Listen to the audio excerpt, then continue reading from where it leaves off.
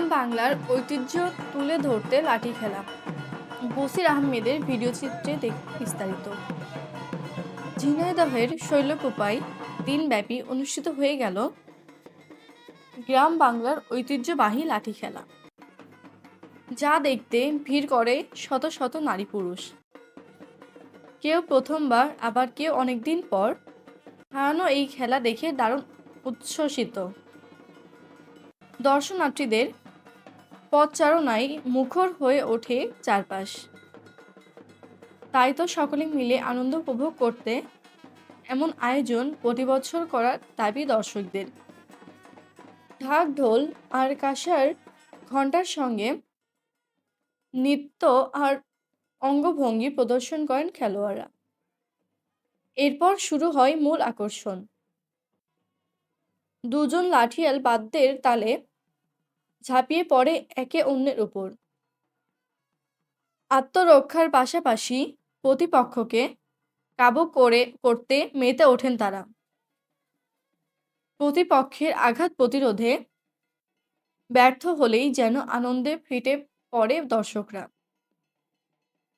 গ্রামীণ ঐতিহ্য লাঠি খেলা দেখে উল্লাসে ফেটে পড়েন উপস্থিত দর্শকরা। শহুরে ব্যস্ত জীবন আর কর্মব্যস্ততায় অনেকে দেখা হয় না এমন আয়োজনে। কেউ প্রথমবার, আবার কেউ অনেকদিন পর হারানো এই খেলা দেখে দারুণ উচ্ছ্বসিত।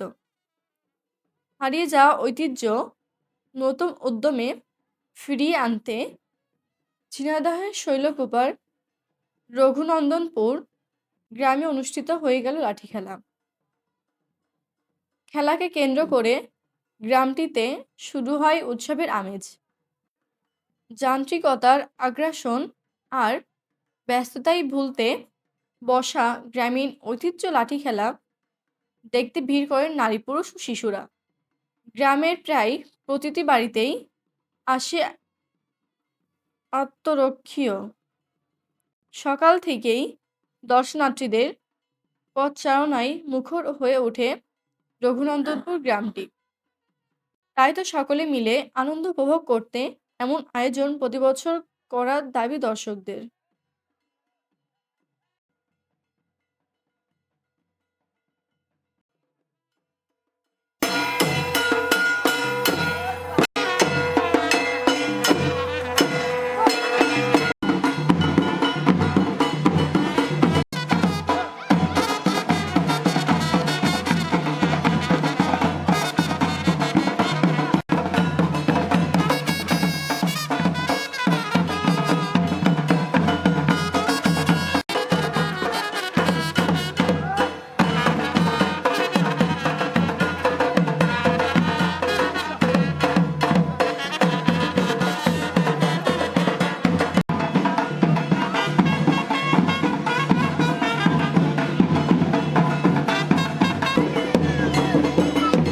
এই খেলাটা দীর্ঘদিন আমাদের মধ্যে হয়ে আসছিল অনেক আগে থেকেই, কিন্তু খেলাটি এখন আসলে হারিয়ে যাওয়ার পথে, বিলুপ্তির পথে। তার একটাই কারণ, এই যে খেলাটি আসলে হয়ে থাকে এটা আমরা সরকারের পক্ষ থেকে বা রাষ্ট্র পক্ষ থেকে কোনো পৃষ্ঠপোষকতা আসলে পাই না। তো সরকার যদি এইদিকে একটু তার সুদৃষ্টি দেয় এবং যদি রাষ্ট্রীয় পৃষ্ঠপোষকতা আসলে গ্রামের এই যে প্রত্যন্ত অঞ্চলের মানুষগুলো আছে তারা যদি পেয়ে থাকে বা পায়, তাহলে আমি মনে করি এই খেলাটি দীর্ঘদিন এদের মধ্যে প্রবহমান থাকবে। গ্রাম বাংলার এই ঐতিহ্যবাহী খেলাকে কেন্দ্র করে আমাদের রঘুনন্দনপুর গ্রামে এক বিশাল এক ঈদের মতো একটা আমেজ সৃষ্টি হয়েছে। আমাদের গ্রামে প্রতিটা বাড়িতে বাড়িতে কৃষকজন এসে মানে একটা নতুন একটা আঙ্গিনা তৈরি হয়েছে। গ্রাম বাংলার এই ঐতিহ্যবাহী খেলাটি যদি আমরা ধরে রাখতে চাই তাহলে প্রতিনিয়ত আমার মনে হয় প্রতিনিয়ত আমরা যদি এটা আয়োজন করি, প্রতিটা এলাকায় এলাকায় যদি আয়োজন করি তাহলে গ্রাম বাংলার ঐতিহ্যবাহী খেলাটি আমরা ধরে রাখতে পারবো। ভালো লাগতেছে আমাদের এই দোকান অনেকদিন পরে খেলাটা আইছে, তাই এই খেলাটা দেখে আমরা অনেকেই আইছি। আমাদের খুব ভালো লাগতেছে, খেলাটা খুব সুন্দর হচ্ছে। এই খেলা আমরা আবার প্রতি বছরই দেখতে চাই।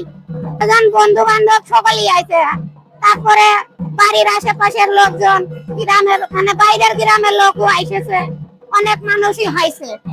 তা এখন মানুষজন যাই আইছে সকলের আনন্দ লাগতেছে। আমরা গ্রাম বাংলা সব জায়গায় এই খেলা করি। আমরা লাঠি খেলা, কয়াস খেলা, তারপর আর খেলা, সরকি খেলা, দেখি ঘুরানো, তারপরে ওই যে মানে একটা আবার একটা নট নট হ্যাঁ, খুব ভালো লাগছে, বাচ্চাদের নিয়ে ঘুরতে এসেছি, খেলা দেখতে এসেছি, অনেক ভালো লাগছে। এটা তো ঐতিহ্যবাহী খেলা, এটা প্রত্যেক গ্রামে হওয়া উচিত। এই খেলা তো অনেক ভালো, অনেক বাচ্চাদেরও খুব ভালো লাগে, বড়দেরও খুব ভালো লাগে। আস্তে আস্তে হারিয়ে যাচ্ছে খেলাটা আমাদের মাঝ থেকে। তাই আমরা চাই যে এখানে এই খেলাগুলো ফিরে আসুক, প্রতি বছর হোক, এটাই আমাদের চাওয়া পাওয়া। যে খেলাটা হচ্ছে অনেকদিন পর, আমাদের ভালো লাগে, কারণ এই খেলাগুলো আগের ঐতিহ্যটা ধরে রাখছে। ভালোই হতো, অনেকদিন খেলা হয় না।